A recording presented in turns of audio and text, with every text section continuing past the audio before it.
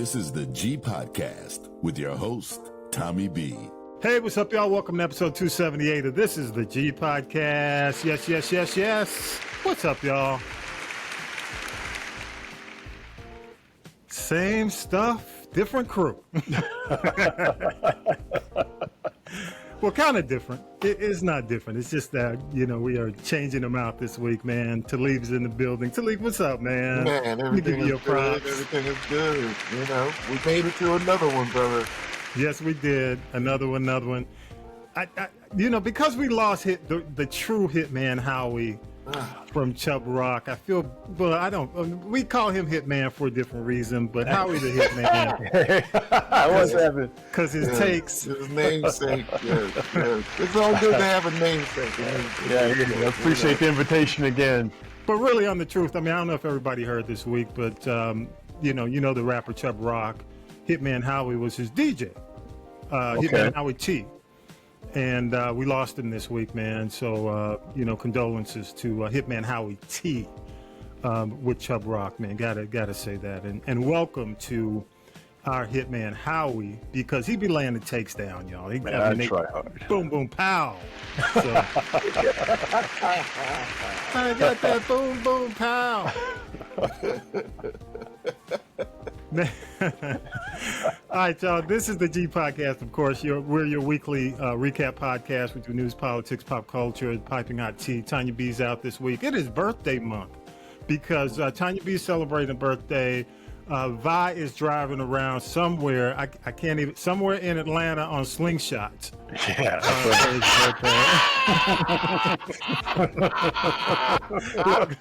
I told him to adjust his mic, and he did. Listen, anytime you see a slingshot, you hear some old school music. You know what I mean? I can see Vi doing it too. Vi, handle your business, brother. Yeah, Vi is doing it, only Bree can come up with the slingshot tour. So I love it. There you go. That's where he is. All right, y'all. You know what? We got so much this week. Again, thank you, Howie. Thank you, Talib, for joining me this week. And let's go ahead and do news with Syracuse Mike. We'll hit it on the other side. Here we go. News team, assemble! It's time for the Week in News with Syracuse Mike. In Texas, Democratic lawmakers fled the state Sunday to block a vote on a new GOP-drawn congressional map that could expand Republican power before the midterms. The unusually timed redistricting plan aims to help protect the GOP's narrow U.S. House majority.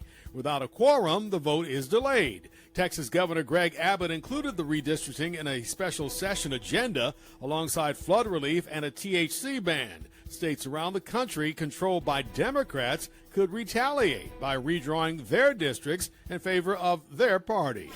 Several Texas Democratic lawmakers have traveled to Albany, New York to meet with the Democratic governor of the state, Kathy Hochul, and other leaders there. Here's the governor. This is a war. We are at war, and that's why the gloves are off, and I say bring it on. Democrats from Texas are protesting proposed congressional maps in the state, calling them racially biased and unfairly gerrymandered. The group is strategizing with New York officials on ways to challenge the plan, a plan that would redraw several districts to make it easier for Republicans to win more seats in the U.S. House. People are basically disgusted. They're disgusted with this trampling of their basic human rights. Rights that we've always cherished and fought for in this country. Texas Republican Governor Greg Abbott has ordered Texas law enforcement to arrest Democratic lawmakers who fled the state to block the vote, which couldn't move forward without a quorum. Senator John Cornyn of Texas has asked FBI Director Kash Patel to assist in locating and arresting state Democrats who fled Texas to block a GOP redistricting plan. For the second day, the Texas House failed to reach a quorum as Democrats remain out of state, hoping to derail a Republican proposal that could cost them 5 U.S. House seats. It is evident to the chair that DPS will need some time to work, and we will try again to make quorum on Friday. By the way, a quorum is the minimum number of members required to be present for a vote. Republicans are trying to shore up their slim majority ahead of the 2026 midterms. They have the backing of President Trump. Meanwhile, Democrats in states like California are considering counter moves to redraw their own maps. An active Army sergeant is in custody after 5 fellow soldiers were shot Wednesday at Fort Stewart in southeast Georgia. The incident triggered a temporary shutdown of the base. All 5 victims were treated on site before being transported to a hospital and a trauma center in Savannah. They are expected to recover. General John Lewis. The shooting occurred at the soldier's place of work. It did involve his co-workers. We're still not certain about the motivations, but again, he's been interviewed by Army investigators, and we believe we'll gain more information here shortly. That was Wednesday. Fort Stewart is located about 40 miles southwest of Savannah. Israeli Prime Minister Benjamin Netanyahu says Israel plans to take full military control of Gaza, despite international warnings it could worsen the humanitarian crisis and endanger Israeli hostages. Speaking on Fox News, Netanyahu said the goal is to remove Hamas and create a security buffer, not to permanently govern the territory. He added that Israel would eventually hand over control to what he called friendly Arab nations. We intend to, in order to assure our security, remove Hamas there. The move still requires approval from Israel's security cabinet, which met Thursday to discuss Gaza's future. The Justice Department has convened a grand jury and subpoenaed New York Attorney General Letitia James. According to multiple news outlets, the probe is looking into whether James violated Donald Trump's civil rights by prosecuting him for fraud. This may be the AG's most remembered quote. Donald Trump may have authored the art of the deal, but he perfected the art of the steal. There are subpoenas for records from her successful lawsuit against Trump and another against the National Rifle Association. James, a Democrat and longtime Trump critic, accuses the president's administration of politicizing the legal system. Well, you talk about self-serving. Okay, by the way, Netanyahu did get approval on the, I guess you call it takeover. But, you know, what I want to talk about Texas first. And, you know, when you talk about the intent or what politicians should be doing or what politics should do, and you know, it's all about, it should be about the will of the people. Am I correct? Right. That's exactly right. Okay, the will of the people, the constituents. And all of what they should be doing should be in the best interest. Now, you know, it's naive of me to think that these folks wouldn't be self-serving and try to do what's best for the people and understand that, you know, the browning of America has been going on for decades in Texas.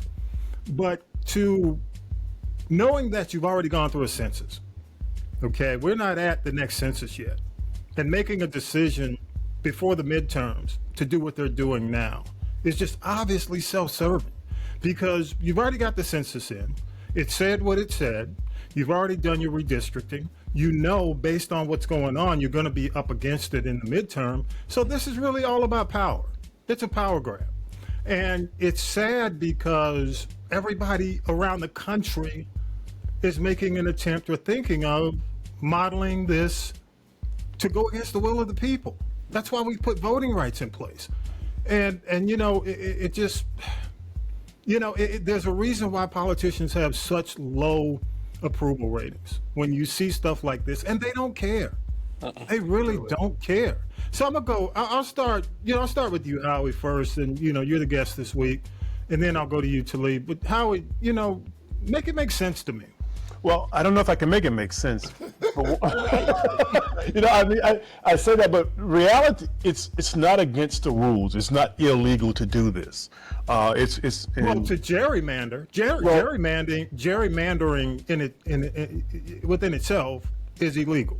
It goes against the Voting Rights Act. Well, kind of, sort of. So what you have to... Districting is different from gerrymandering, but go ahead. I agree. What you have to prove in your gerrymandering is that you are decreasing the minority vote. And if you can get around that, gerrymandering is not illegal. If that makes sense. Yeah, it should make sense. Yeah, right. So my point is, so this is not the first time it's been done. This midterm, this mid-year or within 5 years changing of the districts. It's been done before. We've had the same type of fights before. And as long as you can get around that you're not diluting the minority vote, it's okay. Now, precedent, yes, 1 or 2 times. Is it common? Absolutely not. Usually we do these redrawings after the census has been taken every 10 years, and we redraw it to get a better understanding of the dynamic. Around the census, and the census has already taken place. Exactly right. But the law tells us it is okay to do it, and the federal courts will not jump in, because the federal courts have said in past precedent that it is a local election or state election rule that they do not get in, that they are the leaders of redistricting. Right, the feds don't get involved. The feds will not get involved. Okay. Exactly right. So it's not their jurisdiction. So can I make it make sense? Absolutely not. But in today's environment, I'm not surprised. And to be fair, I hate to break in, but to be fair, both sides do it. Right. Both sides do it. Right. And in the current environment, and I was thinking about this when you sent out this link, Republicans have nothing good to provide the people in masses. So the only way they can win is to do things like this, mid-year or mid-decade changing of the districts, forcing their way onto people, creating new laws that help them, because in mass they have nothing that they can provide. They've, in the last 20 years, they've not put anything on the table to help the masses, and so they have to, for lack of a better term, cheat to win. Yeah. Okay. Go to you, Talib. Thanks, Howie. They're raping people, man. you know what I mean? Look, it's forcibly. I'm forcing my will upon you. That's rape. You know what I mean? Now, not in the sexual sense, no, but them forcing their will upon the voters. You see, we have to look at when is redistricting. When does that become? You almost got it. Raping, but go ahead. When does it become gerrymandering? Yeah. You know what I mean? When it only becomes gerrymandering when it's you're suppressing minority vote. You're suppressing the vote. Exactly. Right. When it's about dispossessory. You know what I mean? So yeah, we can see that that's obvious. It's obviously happening right now.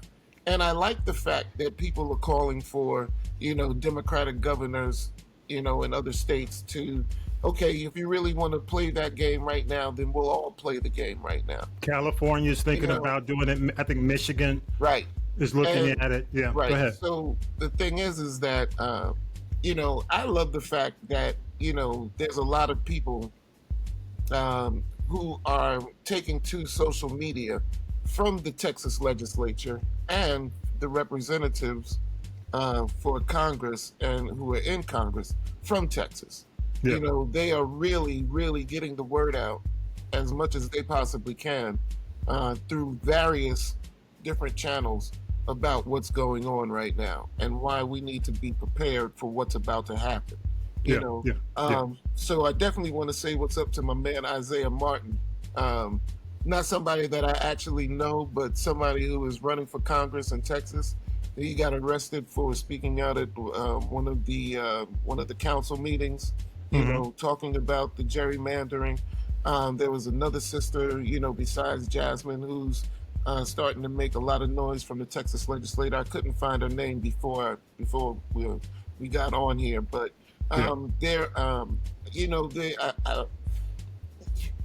so finally, look, man, we really have to start to play ball like this so that these silly politicians will take these old and ancient things out of play.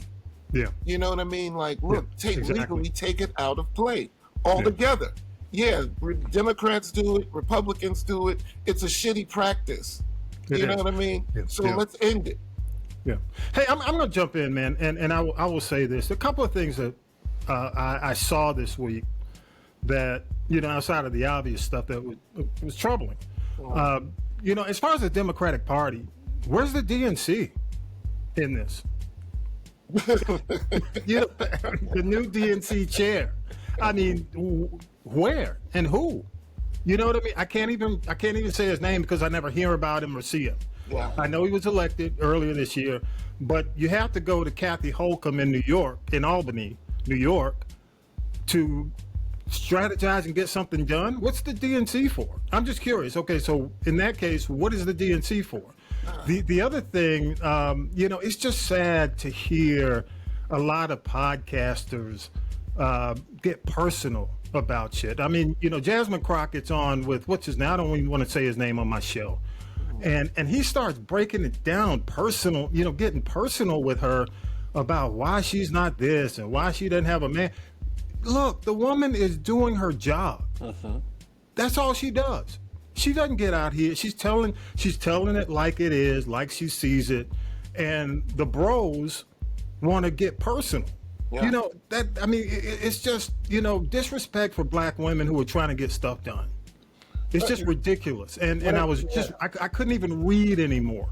And it's crazy because that's what those MAGA parties do.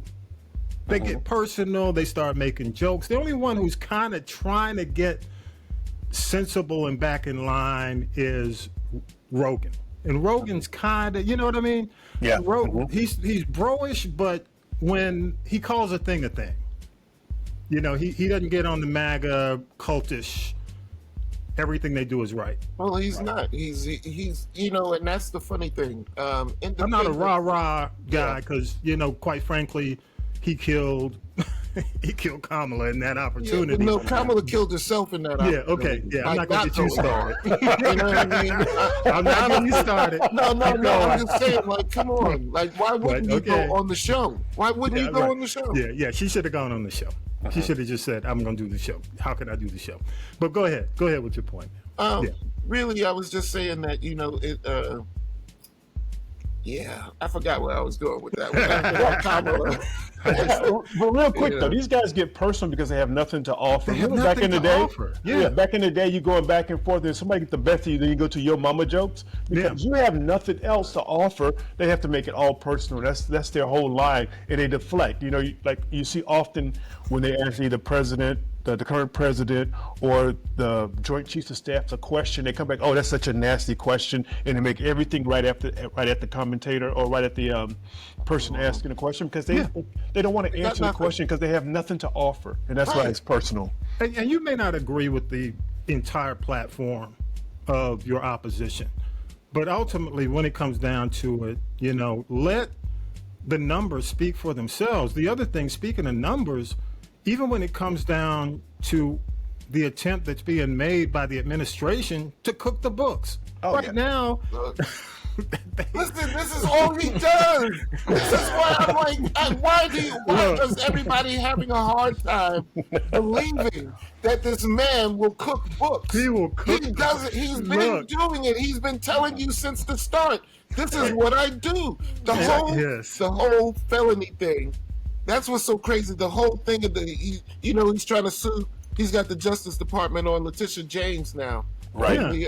From New York, and it's like, where's the lie? You cook the books. You cook the books. My whole point in saying that is, people say, well, that's what authoritarian governments do.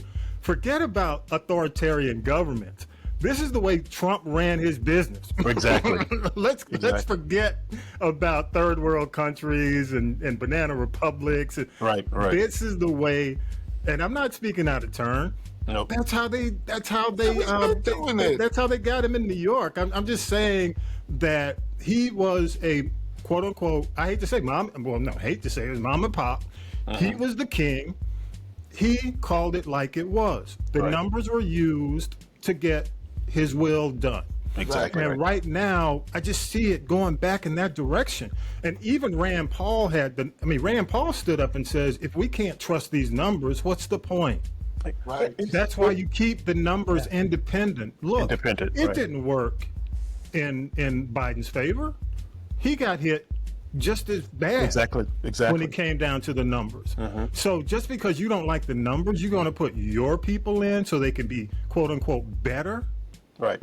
So how can you be comfortable with somebody putting their thumb on the scale?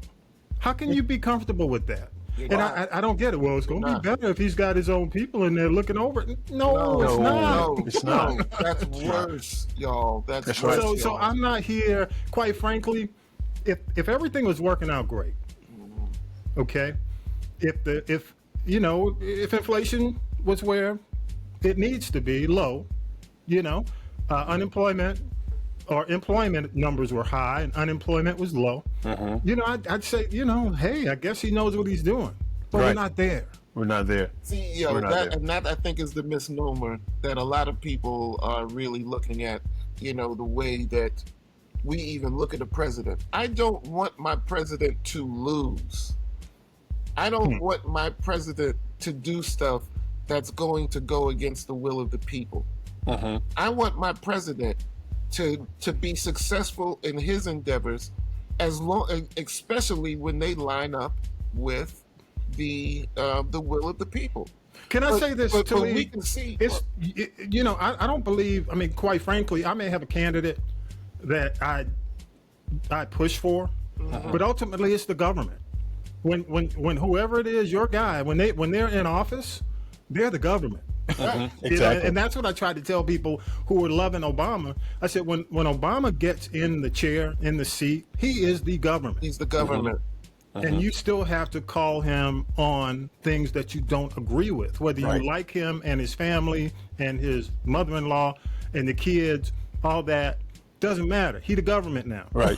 You know what I'm saying? So my whole point is, your guy or whoever you push for, whoever you voted for, when they get in office, you got to count on them to do the right thing. And when they don't, you got to call a thing a thing. So that's all I say to the MAGA people, whoever voted for who. Look, call him on this. Don't just give him thing a thing.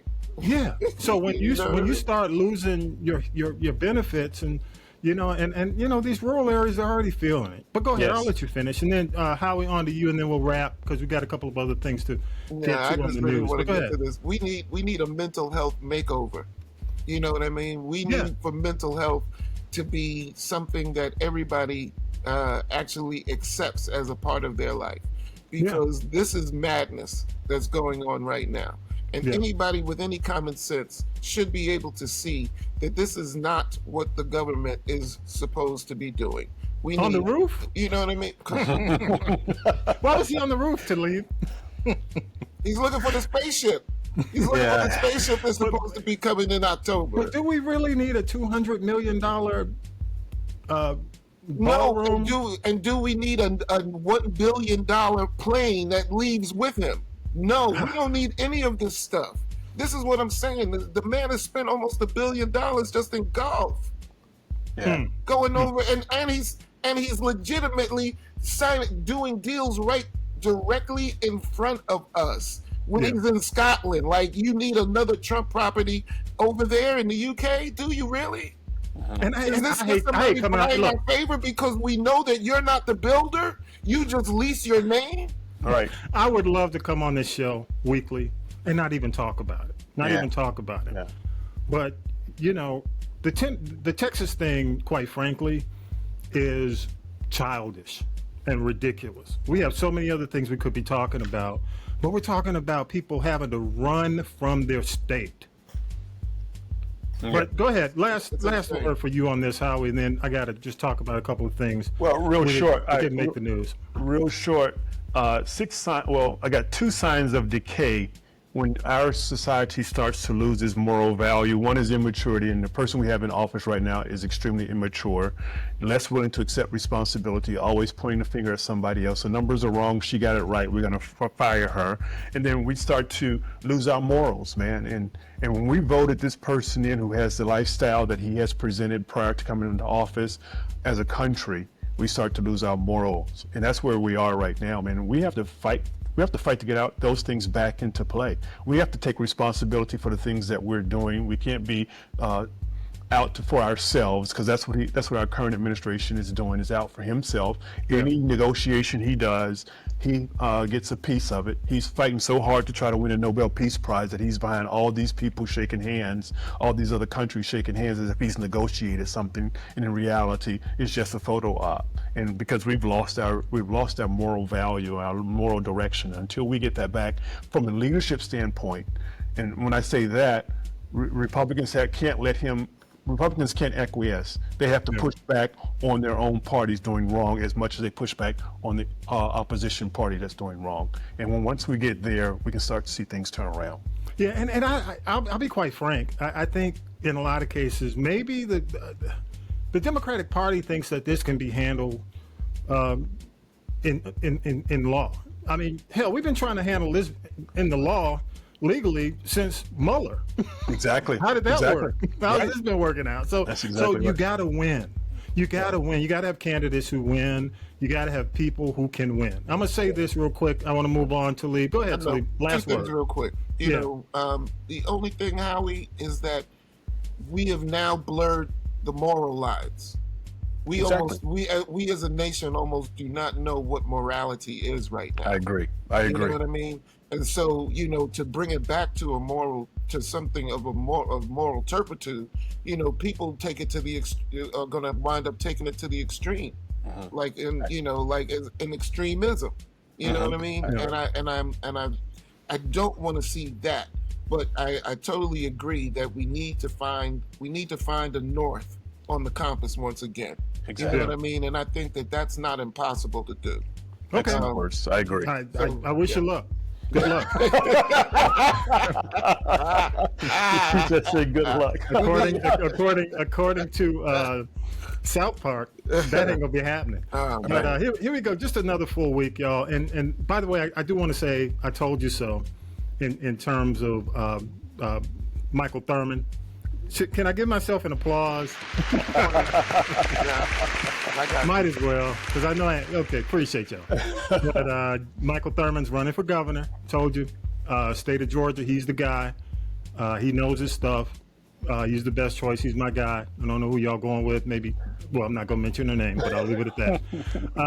Also, man, you know, Mike, we didn't get to, if you live in Atlanta, we tape on Saturday, and the mass shooting occurred at the CDC. And the guy apparently felt he was ill because of the COVID vaccine. Man, condolences to the family of Officer David Rose. He was killed in the line of duty during that, and it pretty much lasted leading up to, I guess, afternoon drive all the way up to the Falcons game at 7:00, which then in the Falcons game, Falcons in Detroit, it ended prematurely because we had a player on the field taken off the field in an ambulance. And something I had never seen before, both coaches came out, 17 minutes left, and they just let the clock run down. The players said, look, we can't finish this game. We can't go through this. And it was I'd never seen that before. I mean, the Hamlin situation was definitely another level. I'm not saying it was at the level of Hamlin, Lamar. Was it Damar Hamlin? Right. You know, I don't think it was to that level, but it was scary, man. His neck snapped back. And the player's name, what was his name, Howie? Norris. His first name is Maurice Norris is his name. And good news is that all his extremities are moving. He's back at stable condition. But it was extremely scary last night. I agree with you. Yeah, and so, you know, just so much happening this week. And then, you know, Mike talked about Fort Stewart, the shootings at Fort Stewart, just so much happening this week. And I just have to tell you, man, you know, you just gotta, man, if you got prayer or whatever you use for inspiration, man, you better be using it right now. Because we're in, I mean, this is uncharted territory. Have you ever seen a country like this? No. Yeah, 4 years ago. Yeah, I say that jokingly. No, I say that jokingly because I was thinking about that this week. Seemed like the things that happened during the current president of 45 and 47 seem to be so much more extreme, even though they're the same thing. We had wildfires in California all the time, right? Yeah. But now it's like it's more. You know? Yeah. I don't know. Boy. You know what it is? It's the fact that this has all been taking place and it's just 7 months later. Oh my God! That's why it's like, it's not like this is 3 years and 7 months. How long? I'm like, who did this? Who did the speech? How long? Right? Yeah. I'm just like at that point where are we there yet? Is just futile. Yeah, you know, it's amazing. And Tish James, ooh, I know Tish is tough, but well, Letitia's stuff is just going to be volume with her. You know, how many days can you get up every day and have to deal with that kind of stuff? Yeah. But that's going to be the thing with her. Yeah. All right. You got any more things in the news before we take a break? Yes. Okay, yeah. I know you. Go ahead. Go ahead, Talib. Hit it. Those motherfuckers in the government of Israel for having the audacity to really just come out and now just say that, we're just going to take over Gaza. That was the plan all along. Why are y'all doing this? You know what I mean? I will say this, Talib, and I agree with you. I think, and I've said this on the show before, I think it comes down to, if you had an honest broker running the country, I just don't see Netanyahu as an honest broker. And let me tell you why. I think it's about power. As long as he keeps the conservative party that he leads in power, he's going to do everything to keep them happy. One. The other thing is he doesn't want to go to jail. It was just like the scenario with Trump. It's almost like he is Trump light. And Trump like and Trump liked. Right. I just have to say, if we had a more honest broker involved in the situation, I just don't trust the situation because of him. Now, I feel for the people in Israel who see this as an atrocity, okay? And because, people are dying. The other thing is the hostages I don't know if it's just become, let's just forget about them at this point. It's a crazy scenario. And quite frankly, I think it puts the world at risk. I think Germany is doing the right thing by what they're saying. Look, they're going to be persona non grata if they do this, if they take this on. And I think a lot of other countries are going to take the same approach. We're not, but I think a lot of countries see it for what it is. But you got to do the right thing, man. You got to do what's right. Understandably, every country has the right to defend itself. But what's too far? Right. So we'll see. We'll see. Hey, I'm going to let you wrap it. I just want to say, really, I do want to say this. Shout to Marjorie Taylor Greene for being on the right side of this one, though. Finally, that's scary. Well, we got to agree with her. Ain't got some shit. The space laser lady, Yeah, but she says no war. She says, no, we should not be there.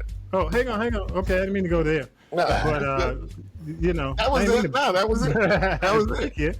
I can't give her any more time than that. Hey, let's go ahead.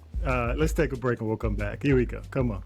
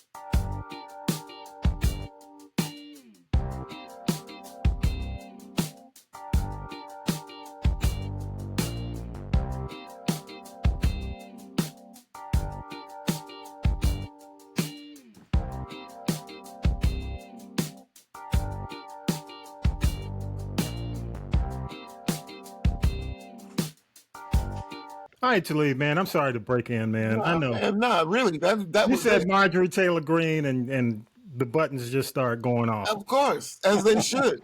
and look, alarms. Listen. I thought I'd never see. I mean, she's doubting. She's doubting. Gates, they voted against Israel getting that last disbursement. Yeah. It's interesting. It's interesting. Please, somebody. Yep. Getting interesting. Now let's see what we can do about Congo. Yeah. Yeah, there you go. Yeah. There you go. Oh, here we go. Now then, children, it's time for tea. It's tea time, y'all. Sipping the tea with Tanya B. Hey, man, again, we got to say condolences to Hitman Howie T, formerly with Chubb Rock. We're losing, man, our hip-hop legends, man. As time goes on, as we get more gray, I was listening to The Far Side this week. Remember that? I know that's your era. Oh, yeah. I'm listening to The Far Side, and I'm just thinking, man, this record's like 30-something years old, man. Yeah. That was the first. Met up a certain age, right? Project we worked as a company when I was doing the street promotions. So man, time is passing us by. Speaking of time passing us by, man, Sean Diddy Combs will remain behind bars until October 3rd. The sentencing after a federal judge rejected his bail plea on Monday of this week. The judge ruled Combs is a flight risk and danger to the community, citing his violent 2016 hotel footage of him assaulting Cassie Ventura. Defense argued his swingers lifestyle justified releasing him, but the judge noted evidence of violence, coercion, subjugation tied to his prostitution convictions. And currently, he's being held at Brooklyn's Metropolitan Detention Center, where he faced a violent threat from an inmate, which was handled by a staff. Diddy claims he's innocent, just a swinger. Y'all buying that? It's just a swinger's lifestyle. I don't think he's innocent. I think something. Yeah, I don't think he's innocent. No. I'm just saying he's not guilty. How about that? There hasn't been a lot of innocence around Diddy in years. Yeah. But it's interesting, man. I heard a morning show host say that we have to be careful about how we view this because a lot of these black women are being disrespected throughout all this, and we have to view this as the disrespect of black women. When it comes down to it. Go ahead. But that's why I was saying unfortunately we've kind of had the morality lines blurred. Yeah. Because now it's like what should be 30 years ago would have been considered immoral is no longer immoral. That's true. You know what I mean? It's a natural way of life and part for the course. Yeah. Exactly. So we could say where we want to take it, but really the whole thing about being in America is the freedom to do and be whoever it is that you want to do and be. And nobody on the show, we're not trying to be holier than thou. Everybody's falling short. Okay, we've all fallen short. Okay, but when it comes down to it, when you got to call a thing when you view it as if you're on a jury. When all the evidence is placed on your table. And, we can't say what's right and wrong in this situation because we don't know what happened between the two, but a lot of it's pretty blatant, and I'll leave it at that. Yeah. Next story, Charlemagne the God crowned Trump Donkey of the Day after Trump kind of lit into him. He called him low IQ, racist, sleazebag, and now we got the beef going on. It's ignited when Charlemagne critiqued Trump's economy on Laura Trump's Fox show. And basically he summed it up by saying the least of us are impacted the worst, which is what we're seeing with a lot of this big, beautiful bill. You accuse Trump of, in the Donkey of the Day, of authoritarian tactics. Especially we didn't even talk about the scrubbing of the Black history, from the Smithsonian. And even the scrubbing of his impeachment right. from the Smithsonian, the failing on jobs, really failure at the border, Epstein transparency, and he did end it on a twist and said, "I'm rooting for you, but you gotta get focused, dude." Trump get focused. So is Charlemagne? Okay, I'm gonna ask y'all another question. See what I get in. It is Charlemagne. It's hard to answer. But is he right about the authoritarian side of this? And I'll start with you, Howie. Right? Yeah, he's 100% right. As far as authoritarian and the type of government we're living under right now, I don't think we can get things done without, I don't think the president can get things done without having the authority to do it. Meaning he can't negotiate, he can't win people over.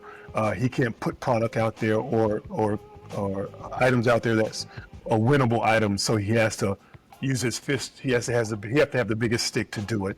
And he's 100% right. I'm always concerned though when I agree with Charlemagne. Yes.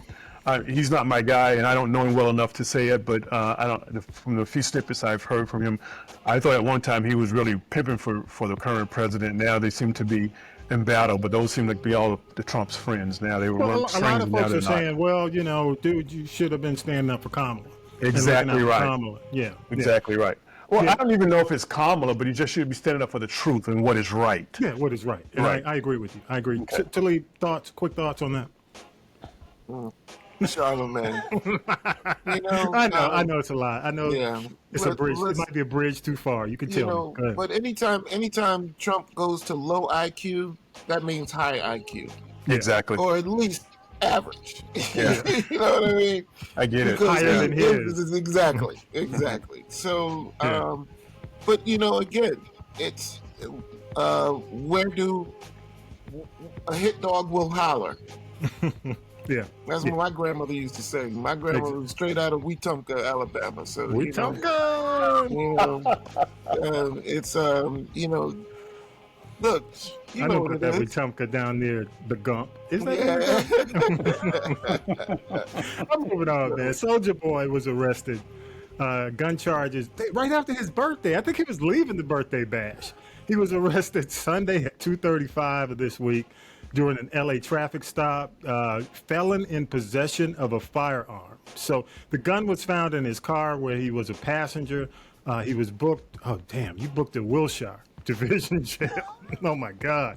2016, he had a 2016 weapon, or he has a 2016 weapons charge, which led to 5 years probation. So he's breaking, probation. And this comes after April's $4 million damages ruling for sexual assault and abuse of an ex-assistant. I think another gun charge, man, they don't play when it comes to guns, especially in LA. When you go to these like New York and LA, they don't play, so it'll be interesting to see. Let's see, man, the season, I'm probably the only one on this. I'm the only one on the podcast who still watches The Chi. I watch The Chi. But, season 7 just wrapped up. They have been extended to season 8. Some are saying this should be or maybe the last season. But fans are calling, and Lynn Whitfield called it this on the show because they were talking about some of the hookups and the baby mamas. They call it the Ghetto Brady Bunch. And, because of the chaotic plots. And people are saying, too many characters, too many filler characters. I'm not going to go into the names because you guys don't watch the show and a lot of folks don't watch the show. But it is, for me, here's some of the criticism. Too many filler characters. The stories are rushed. A lot of violence, overload. Like, for example, you have 5 shootings and deaths in one episode alone. Silver lining is they have been, as I mentioned, renewed for season 8. And it is actually, they're still getting accolades. It is Showtime's #1 black series ever. Now, that ain't saying a lot. It is Showtime. But it did eclipse, Soul Food. So they did, go over Soul Food. So, a lot of folks are saying, hey, should Lena wait? It's her show. Right. Should she refocus the cast and clean things up? I tend to say just let it end because sometimes these shows go on too long. Right. And I think The Chi's at a point, though I'd love to see and I enjoy it, but if it's not done right, it's time to call it quits. Go ahead, Talib. Well, or maybe she could just reflect what's actually happening in Chicago right now. Yeah. Chicago mayor was caught on. I've been seeing some social media posts from the Chicago mayor talking about how everything that he's supposedly known for is actually decreasing. Yeah, what I mean. So if we're gonna keep it going, then let's let it really follow what's happening in the Chi. I know the Chi is crazy. New York is crazy. Atlanta's crazy. You know what I mean? All the major cities are crazy. LA is crazy. But at the same time, I mean, it has to be more than just a positive. There can be elements of positivity injected into a show that is known for 5 people getting murked in one episode. Yeah, I think when the Chi really delves into characters. I mean, I'll tell you, one of my favorite seasons was season 4. Okay. They did a season where each episode was named. It was designed or kind of how do you say it, aligned with a big black movie. Like one of the episodes was Raisin in the Sun. Okay. The other was Love Jones. You had Cooley High. So basically, not that they dressed like it or did anything like that, but they kind of paid homage to these movies. Nice. And that was kind of a fun, character-driven season. Right. Now it's just like, how it is when you just bring in the big names to drive ratings, and, they come and go. I'm not going to give any spoilers, but one big name left this season, but did enough damage to get people there. And we'll see what it goes into next season, season 8. But I do think it's one of those shows that had become iconic, but a lot of people are complaining. I read the blogs and I see what people are saying. A lot of people love it and just say, if you don't like it, don't watch it. So there you go. Right. Yeah. Layla, I don't know if y'all know about the Layla Ali situation. Layla, I didn't even think Layla Ali's like 47. I thought she was done with boxing. But, and I don't watch female boxing, women's boxing enough like I used to. There's somebody named, you may know her, was it Clarissa Shields? Had a $15 million fight, or got the money. She claims Layla Ali is scared to fight despite her securing the $15 million Ali demanded. Shields said, I got the $15 million, the venue and the dates. Layla said no, she's backpedaling. So Ali went, of course, on IG and she started trolling and saying, I do things when and how I want, as she's raving about cucumbers, because basically, she's doing the Food Network. She's got a new show on the Food Network. And then Shields just said Muhammad Ali would have never ducked a fight. Maybe she ain't got those genes, so it's on another level right now. So should Layla, since you watched this, Talib, should she get back into the ring, man? No. I mean, Girl, Layla you look good. Look, Layla could. I don't see. That's the whole thing. It's like when you take somebody who's been retired for a while in a sport like boxing. Everything. I'm not saying that she couldn't. Layla had hands, though. You know what I mean? Like you really didn't want to get in the ring with Layla, in the first place. And now I understand everybody. This is a publicity stunt going bad. Layla allowed herself to be goaded into this situation where she actually put a price tag on what it would take for her to come out of retirement. You know what I mean? Yeah. So that's the only thing. Layla should have been like, girl, you don't want none of this. You know what I mean? Even in my old days, I got something for you. But we could. But well, I'm not even thinking about you, young girl. Just handle your business and stay strong. Right. If she'd have played it more from that angle, then but it's ego. It's a little bit of ego. Girl, shit, give me $15 million, I'll get out of retirement to kick your ass. You know what I mean? At 47, man, I just think don't do it. Don't do it. I don't want to see that. I didn't want to see Mike get back in the ring. I don't want to see Layla back in the ring.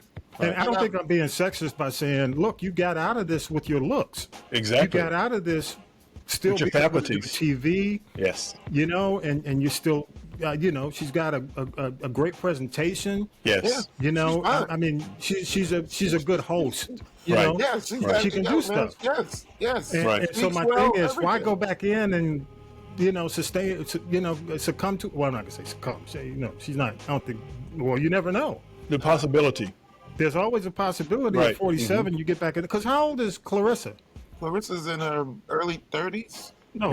20, yeah. There's no win. It's gonna be like Smokey on Fridays. You got knocked up. But she can't win. If she wins the fight, it's not really a win. If she loses the fight, I'm 47 years old, so it's not really a benefit for her. Right. I agree. I don't know why she got into that, but anyway, somebody said she should, which she is in the kitchen because she hosts a new show on the Food Network. So I think one of her relatives said, "Girl, stay in the kitchen." Right. I'm telling you, man, it feels like Rocky against Mr. T. It's like, don't let him get you. Don't let him get you, Rock. Don't let him get you. like Apollo versus the Russian. Right. The damn towel. I got all my lines. Alex, I'll take movie lines for 500. Right. All right, y'all. Let's go ahead. Let's go ahead. Thank you, fellas. Let's go ahead and do a break, and we'll come back and wrap this up. Here we go.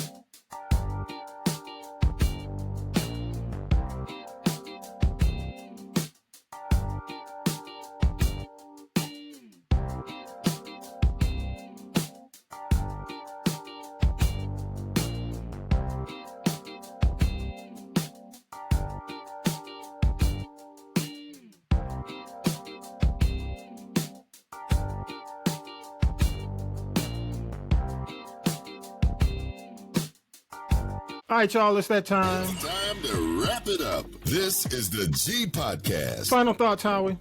One quick thing, we talked about Mike Thurman running for governor. You know, he's an HBCU grad, Payne College out there east of us in Augusta. He got his JD from University of South Carolina. Three-term governor, three-term Georgia labor commissioner. So this will be his third state race. He lost to Johnny Isaacson in the Senate race for senator.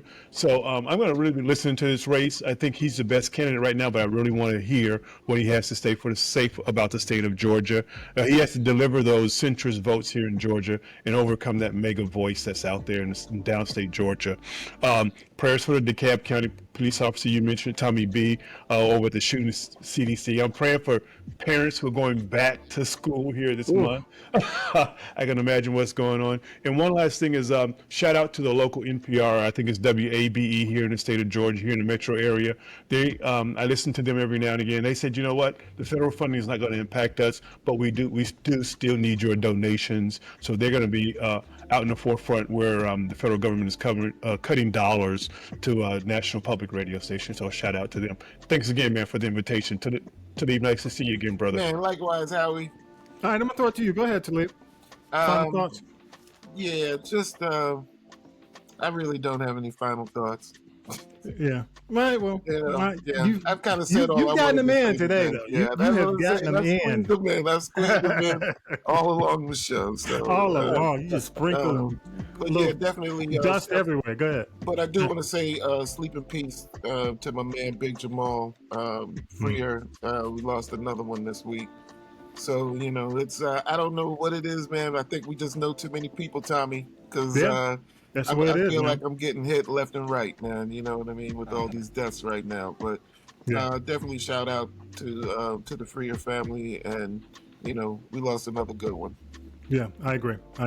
Shout out to, man, my crew at Troy. I guess I call them the True.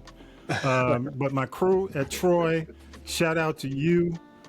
We are, as a network, going to be hosting the banquet, the scholarship banquet on Saturday night that weekend. So looking forward to that with Velvet Frequency Radio, which is calling your name after all the hard stuff that you deal with every week. It's free. You can go to castropolis.net now. You can also scan the QR code. The links are there. And again, it's the best journey through the silky 70s, 80s jams, 90s classics, 2000 hits. And I do have some of that Southern Soul on in the afternoon and on the weekends. You can check it out. We heat it up again on the weekends. Y'all check out Club Velvet Frequency, 10P to 2A. And again, get the app. The app is at your favorite Google. I guess that's Google Play if you're an Android user. Definitely the Apple App Store has Live 365. And all you have to do is search Velvet Frequency Radio. Was it tough to find? Was it hard to find? Not at all. Not at all. It's right there. And also, y'all, we started last week, but every week we do the replay of the podcast at 6 p.m. On Sundays. And of course, Tanya B's Birdwire is on every Sunday from 4 p.m. to 6 p.m. So got to say thank you. And shout out again Our boy Vi, man, celebrates another birthday this year on the slingshots. Go ahead, bro. And Tanya B and her family, in an undisclosed location. Thank you so much for everything you do, Tanya B. Hey, y'all, and with that, just appreciate y'all for checking us out every single week. Keep up the good work. And again, stay focused, do what you have to do. You definitely have your own things in your life, but don't just totally disregard. Try to stay in touch. And quite frankly, I really appreciate it. If this podcast is helping you stay plugged in, we'll continue to do so. We want to make sure that you know what's going on. Okay. And with that, gotta say episode 278 is in the can. Peace and power to the people. Y'all have a great week. You've been listening to This is the G Podcast. This is the G Podcast is a production of the Castropolis Podcast Network. Thanks for listening.